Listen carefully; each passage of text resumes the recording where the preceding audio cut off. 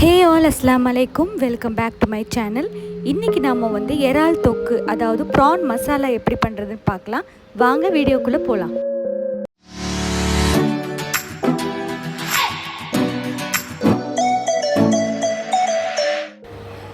Pan heat ஆனதும் ஒரு 4 table spoon oil add பண்ணுறேன். டீஸ்பூன் கிடையாது, டேபிள் ஸ்பூன்.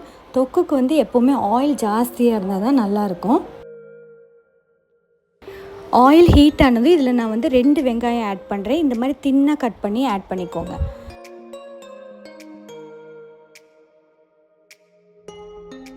வெங்காயம் கொஞ்சம் டிரான்ஸ்பரண்ட்டாக ஆகிற வரைக்கும் குக் ஆகட்டும்.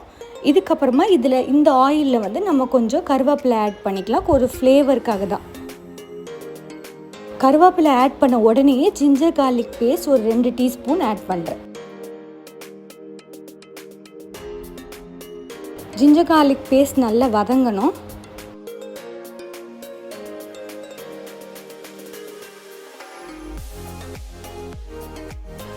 கொஞ்சம் சீக்கிரமாக வதங்குறதுக்காக இதில் நம்ம கொஞ்சம் சால்ட் ஆட் பண்ணிக்கலாம்.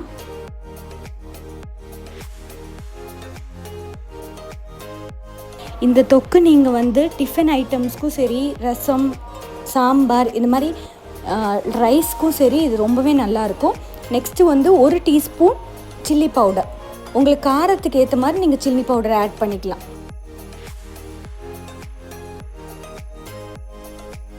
அதுக்கப்புறம் ஒரு மல்லித்தூள் 1 டீஸ்பூன், கொஞ்சமாக மஞ்சத்தூள் ஒரு 1/2 டீஸ்பூன் மாதிரி, கரம் மசாலாவும் கொஞ்சமாக உங்களுக்கு அந்த ஃப்ளேவர் பிடிக்கும்னா நீங்கள் ஆட் பண்ணலாம், இல்லைன்னா அதை ஸ்கிப் பண்ணிடலாம்.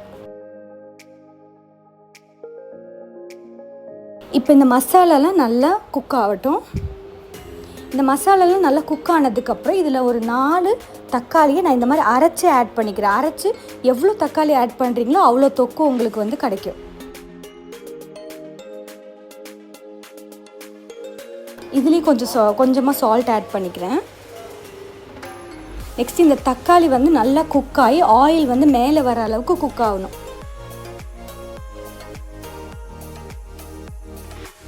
தக்காளி ஓரளவுக்கு நல்லா குக் ஆனதுக்கு அப்புறமா நான் வாஷ் பண்ணி மஞ்சள் போட்டு வாஷ் பண்ணி வச்சுருக்கேன் இந்த ப்ரான்ஸை ஆட் பண்ணிக்கிறேன்.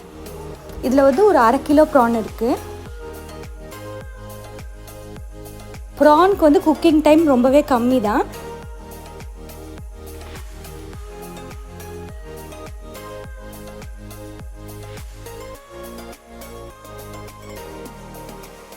நான் கொத்தமல்லி ஆட் பண்ணுறேன். கொத்தமல்லி ஆட் பண்ணதுக்கப்புறமா ஒரு 2 to 3 மினிட்ஸ் நம்ம இந்த மாதிரி மூடி வச்சு குக் பண்ணிக்கலாம்.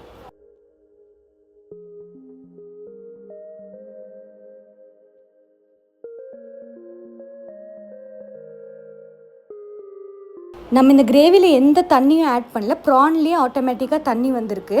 இப்போ இதை நல்லா மிக்ஸ் பண்ணி இந்த தண்ணி வத்துற அளவுக்கு நம்ம கொஞ்சம் நேரம் குக் பண்ணிவிட்டு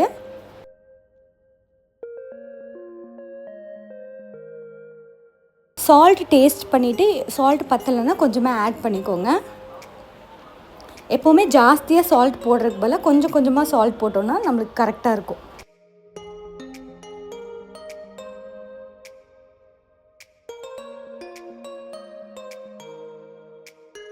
நெக்ஸ்ட்டு புளி தண்ணி, நல்லா திக்காக புளி தண்ணி கரைச்சி வச்சுருக்கேன். அது ஒரு 2 டேபிள் ஸ்பூன் ஆட் பண்ணுறேன். டீஸ்பூன் இல்லை, டேபிள் ஸ்பூன். புளித்தண்ணி வேணான்னு நினச்சிங்கன்னா நீங்கள் ஸ்கிப் பண்ணிடலாம், ஆனால் இது ரொம்ப நல்ல ஃப்ளேவர் கொடுக்கும். புளித்தண்ணி போட்டதுக்கப்புறமா கொஞ்சமாக தண்ணி வேணுன்னா ஆட் பண்ணிவிட்டு, உங்களுக்கு எவ்வளோ கிரேவி வேணுமோ அவ்வளோ தண்ணி ஆட் பண்ணிவிட்டு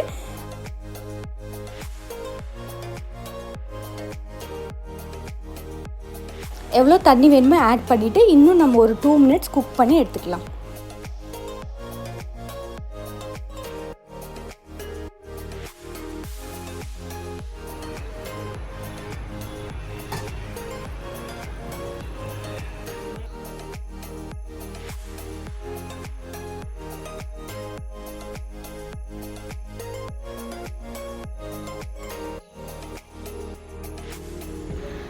ப்ரான் தொக்கு ஆல்மோஸ்ட் ரெடி ஆயிடுச்சு. சுட சுட சாதத்தோட, ரசத்தோட, இல்லைன்னா சாம்பாரோட வச்சு சாப்பிட்டு பாருங்கள், சூப்பராக இருக்கும். இல்லைன்னா நீங்கள் tiffin items like chapati, dosa, idli எதுக்கு வேணால் நீங்கள் ட்ரை பண்ணி பாருங்கள், ரொம்பவே நல்லாயிருக்கும்.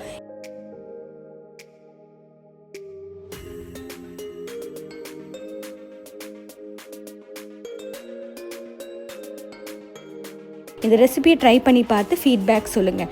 இந்த வீடியோ உங்களுக்கு பிடிச்சிருந்தா கண்டிப்பாக என் சேனல் லைக் பண்ணுங்கள், ஷேர் பண்ணுங்கள், சப்ஸ்கிரைப் பண்ண மட்டும் மறந்துடாதீங்க. அதே மாதிரி பக்கத்தில் இருக்க குட்டி பெல் ஐக்கானையும் ப்ரெஸ் பண்ணிக்கோங்க.